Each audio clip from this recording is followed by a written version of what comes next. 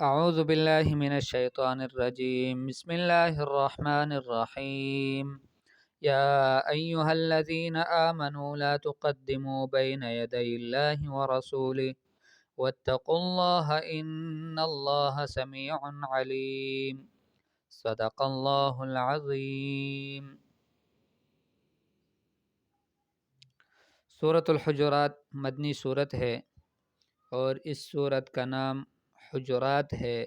جو حجرتن کی جمع ہے اور حجرتن کا معنی ہے کمرہ۔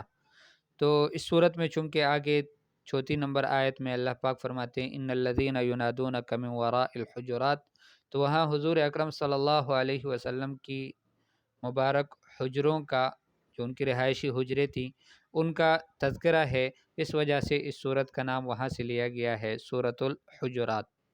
اور اس صورت میں اللہ جل جلالہ نے دو مضمون بطور خاص بیان کیے ہیں۔ ایک مضمون تو اس میں یہ ہے کہ حضور اکرم صلی اللہ علیہ وسلم کی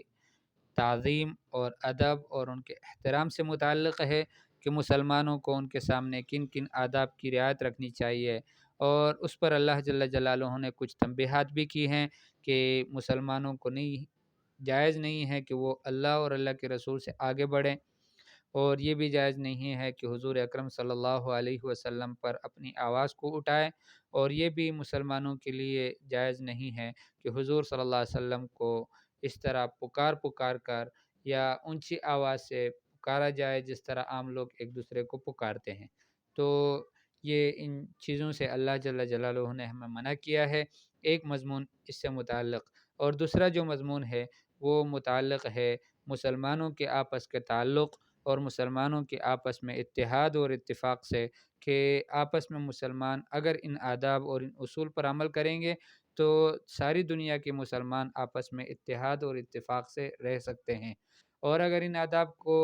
کچھ صفات اللہ جل جلالہ نے وہ بھی بتائے ہیں، جیسے غیبت ہو گئی اور اس طرح کسی کو اور کے کام میں دخل اندازی ہو گئی، اور اس طرح سے مختلف چیزیں اللہ پاک نے بتائی کہ ان سے دور رہنا چاہیے، اس لیے کہ اس کی وجہ سے آپس میں نفرتیں اور آپس میں دشمنیاں اور دوریاں پیدا ہو جاتی ہیں مسلمانوں کی، تو ان صفات سے اللہ جل جلالہ نے منع کیا ہے۔ اور اس صورت کے اختتام پر اللہ جل جلالہ نے ایک اور عنوان بھی یہ بیان کیا ہے کہ دیکھیں، کوئی اپنی فوقیت اور برتری وہ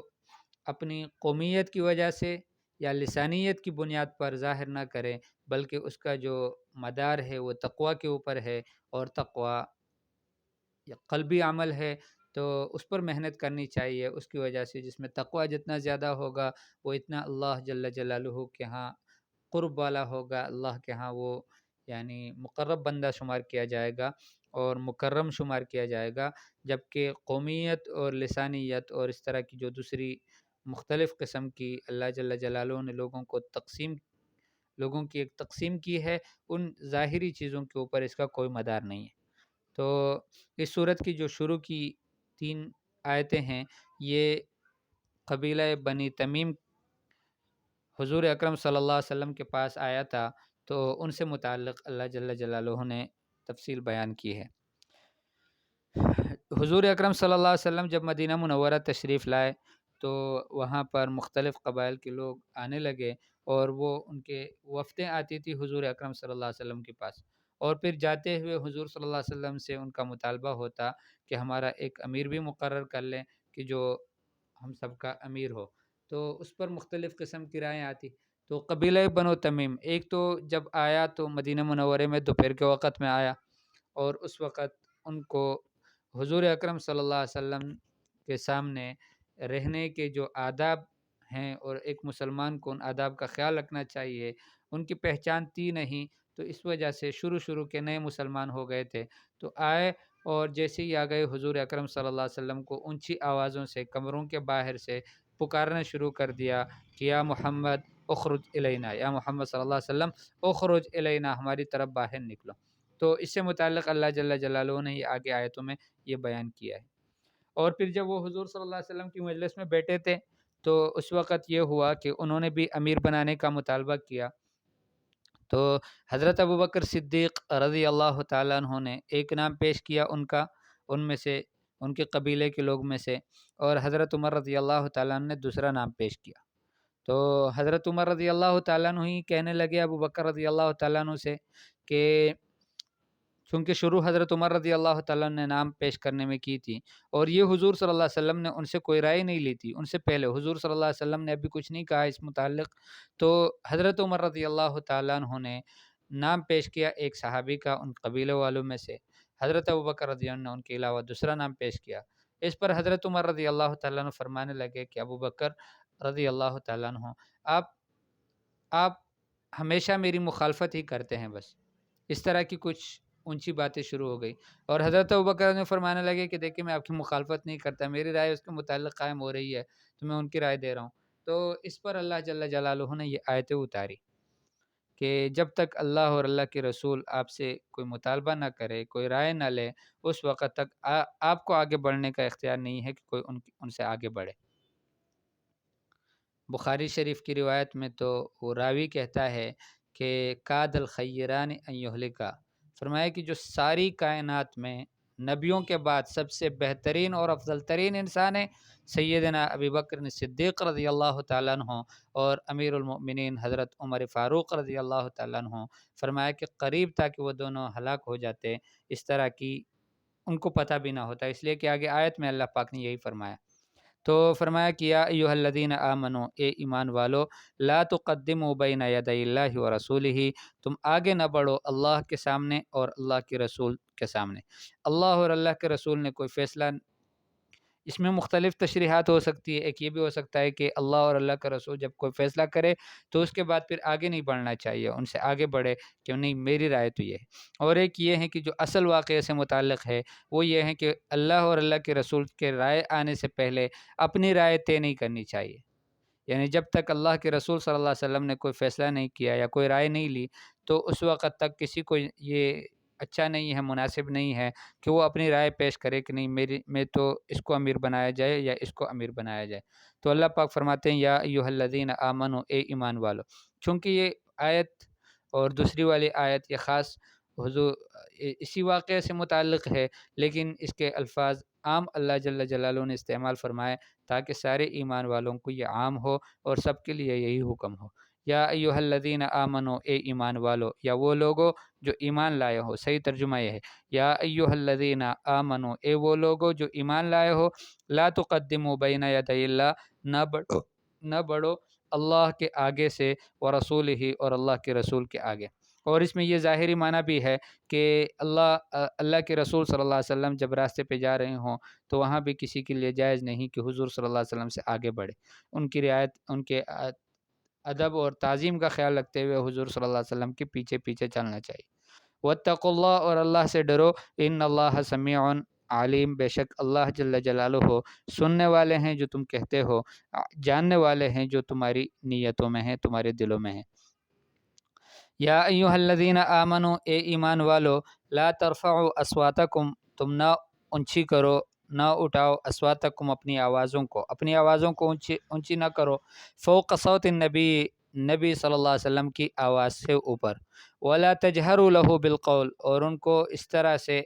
یعنی جہری طور پر ان کو اونچی آواز سے نہ پکارو، کجہر بعضکم لبعض، جس طرح پکارنا ہے تمہارے بعض کا بعض کو، تم آپس میں جس طرح ایک دوسرے کو پکارتے ہو اس طرح نبی صلی اللہ علیہ وسلم کو نہ پکارو، ان تحبط اعمالکم وانتم لا تشعرون، ایسا نہ ہو کہ تمہارے اعمال ضائع ہو جائے اور تمہیں شعور بھی نہ ہو۔ تو یہ آیت جب اتری تو حضور صلی اللہ علیہ وسلم کے صحابہ میں سے ایک صحابی ہے حضرت ثابت بن قیس بن شماس رضی اللہ تعالیٰ عنہ، یہ کافی دنوں تک غائب ہو گئے، حضور اکرم صلی اللہ علیہ وسلم کی مجلس میں تشریف نہیں لاتے تھے۔ ایک دن حضور صلی اللہ علیہ وسلم نے پوچھا کہ ثابت غائب ہو گئے ہیں، ثابت کا کوئی حال معلوم نہیں۔ ایک صحابی نے عرض کیا اللہ کے رسول صلی اللہ علیہ وسلم، میں ان کا حال معلوم کر کے آتا ہوں۔ تو وہ صحابی گئے اور حضرت ثابت بن قیس رضی اللہ تعالیٰ عنہ کے گھر، تو جب ان کے پاس گئے تو دیکھا کہ وہ سر جھکائے بیٹھے رو رہے ہیں اور عجیب پریشانی کی ان کی حالت ہے۔ پوچھا کہ بھائی کیا ہو گیا، تم حضور صلی اللہ علیہ وسلم کی مجلس میں نہیں آتے اور حضور صلی اللہ علیہ وسلم آپ کے بارے میں پوچھتے ہیں؟ تو وہ کہنے لگے کہ یہ جو حضور صلی اللہ علیہ وسلم کے سامنے آواز اونچا کرنے والے تھے یہ میں ہی ہوں، اور حضور صلی اللہ علیہ وسلم کو اونچی آوازوں سے پکارنے والے میں ہوں، اور عمل میرا ضائع ہو گیا اور میں جہنمیوں میں سے ہو گیا ہوں۔ یہ اپنے متعلق انہوں نے ایک رائے قائم کر لی تھی کہ چونکہ ان کی آواز اونچی ہوتی تھی، اس وجہ سے انہوں نے اپنے بارے میں پریشان رہتے ہوئے، روتے ہوئے یہ فیصلہ کر لیا تھا کہ یہ آیت گویا میرے ہی بارے میں نازل ہوئی ہے اور میرے اعمال ضائع ہو گئے ہیں اور میں جہنمیوں میں سے ہو گیا ہوں۔ تو جب وہ صحابی حضور صلی اللہ علیہ وسلم کی مجلس میں آئے اور حضور صلی اللہ علیہ وسلم نے جب ان کا قصہ سنا تو حضور صلی اللہ علیہ وسلم نے ان کو بلوایا اور ان سے فرمایا کہ آپ جہنمیوں میں سے نہیں ہو بلکہ آپ تو جنتیوں میں سے ہو۔ حضرت انس رضی اللہ تعالیٰ عنہ فرماتے ہیں کہ اس کے بعد جب کبھی بھی وہ حضرت ثابت ابن قیس ابن شماس رضی اللہ تعالیٰ عنہ ہمارے درمیان میں چلتے تھے تو ہم ان کو جانتے تھے کہ یہ جنتی آدمی ہمارے درمیان چل رہا ہے، اور پھر آخر میں ایک غزوے میں بالکل آخری وقتوں میں وہ شہید بھی ہو گئے۔ تو بہرحال یہ آیت انہوں نے اپنے بارے میں یوں سمجھا تھا کہ یہ میرے ہی بارے میں ہے۔ تو اللہ پاک فرماتے ہیں یا ایھا الذین آمنوا، اے وہ لوگو جو ایمان لائے ہو، لا ترفعوا اصواتکم، نہ اونچی کرو اپنی آوازوں کو، فوق صوت النبی، نبی صلی اللہ علیہ وسلم کی آواز سے اوپر، ولا تجہروا لہ بالقول، اور نہ پکارو حضور صلی اللہ علیہ وسلم کو باتوں میں، یعنی پکارنے کے ذریعے سے ان کو آواز دینے سے، کجہر بعضکم لبعض، جس طرح پکارنا ہے تمہارے بعض کا بعض کو، ان تحبط اعمالکم وانتم لا تشعرون، ایسا نہ ہو کہ تمہارے اعمال ضائع ہو جائیں اور تمہیں شعور بھی نہ ہو۔ ان الذین یغضون اصواتهم عند رسول اللہ، وہ بے شک وہ لوگ جو اپنی آوازوں کو پست رکھتے ہیں اللہ کے رسول صلی اللہ علیہ وسلم کے سامنے، اولئک الذین امتحن اللہ قلوبهم للتقوی، یہ وہی لوگ ہیں کہ جن کے دلوں کا اللہ جل جلالہ نے انتخاب کیا ہے اور امتحان لیا ہے تقوی کے لیے، ان کے دلوں کو اللہ جل جلالہ نے پسند کیا ہے کہ ان میں تقوی آ جائے۔ لہم مغفرۃ و اجر عظیم، ان کے لیے مغفرت ہے اور بڑا اجر ہے۔ ان الذین ینادونک من وراء الحجرات، اللہ پاک فرماتے ہیں کہ وہ لوگ، بے شک وہ لوگ، ینادونک جو آپ کو پکارتے ہیں، من وراء الحجرات، آپ کی حجروں سے کے پیچھے سے، اکثرهم لا یعقلون، یہ اکثر وہ ہیں کہ جو جانتے نہیں ہیں۔ اب طریقہ کیا ہے، کیا کرنا چاہیے؟ اللہ پاک فرماتے ہیں وَلَوْ أَنَّهُمْ صَبَرُوا، اگر یہ صبر کرتے، حتیٰ تخرج الیہم، حتیٰ کہ آپ خود ان کے پاس نکل کر آتے، لَكَانَ خَيْرًا لَهُمْ، یہ ان کے لیے بہت بہتر تھا۔ اس لیے کہ امام الانبیاء صلی اللہ علیہ وسلم کا ایک ایک لمحہ وہ انتہائی قیمتی ہوا کرتا ہے، ہو سکتا ہے ان کے اوپر کوئی وحی نازل ہو رہی ہو یا کسی اور دینی کام میں، مسلمانوں کے کاموں میں کسی کام میں مشغول ہو، تو اب ان کو باہر سے اس طرح پکارنا اور ان کو باہر نکالنا یہ بالکل بے ادبی ہے۔ اس وجہ سے اللہ پاک فرماتے ہیں کہ اگر یہ صبر کر لیتے کہ آپ خود ان کے پاس نکل کر آتے، لکان خیر لہم، تو یہ ان کے لیے بہتر تھا۔ واللہ غفور الرحیم، اور اللہ پاک بخشنے والے ہیں، مہربان ہیں۔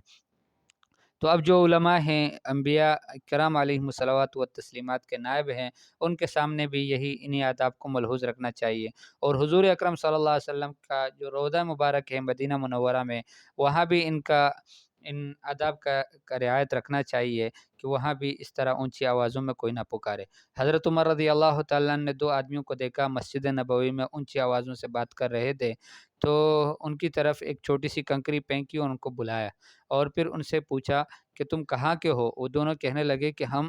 طائف کے ہیں۔ حضرت عمر رضی اللہ تعالیٰ عنہ فرمانے لگے کہ اگر مجھے پتہ ہوتا، اگر تم مدینہ منورے کے ہوتے نا، تو میں تم لوگوں کا چمڑا اڑا دیتا، اس لیے کہ تم حضور صلی اللہ علیہ وسلم کی مسجد میں اونچی آوازوں سے باتیں کرتے ہو۔ تو اس وجہ سے یہ منع ہے کہ کوئی حضور صلی اللہ علیہ وسلم کی مجلس میں یا حضور صلی اللہ علیہ وسلم کی فوت ہونے کے بعد، پردہ فرمانے کے بعد، مدینہ منورے میں یا مسجد نبوی میں اونچی آوازوں سے بات کرے، اور ان کے آداب کو جس طرح حضور صلی اللہ علیہ وسلم کی زندگی میں ان آداب کا خیال رکھنا چاہیے تھا، حضور صلی اللہ علیہ وسلم کے پردہ فرمانے کے بعد بھی انہی آداب کو ملحوظ رکھ کر وہاں اس طرح رہنے کہ ہم سب پابند ہیں۔ اللہ جل جلالہ حضور صلی اللہ علیہ وسلم کے ساتھ اور ان کی تعظیم اور ان کی تکریم اور اس کی اللہ پاک ہمیں پوری توفیق نصیب فرمائے کہ کہیں ایسا نہ ہو کہ ہم سے کوئی حضور صلی اللہ علیہ وسلم کی شان میں گستاخی ہو جائے، جس کی وجہ سے ہمارے سارے اعمال ضائع ہو جائے اور پھر ہمیں پتہ بھی نہ ہو۔ اللہ جل جلالہ ہماری حفاظت فرمائے۔ وصلی اللہ تعالی علی خیر خلقہ محمد و آلہ و اصحابہ اجمعین برحمتک یا ارحم الراحمین۔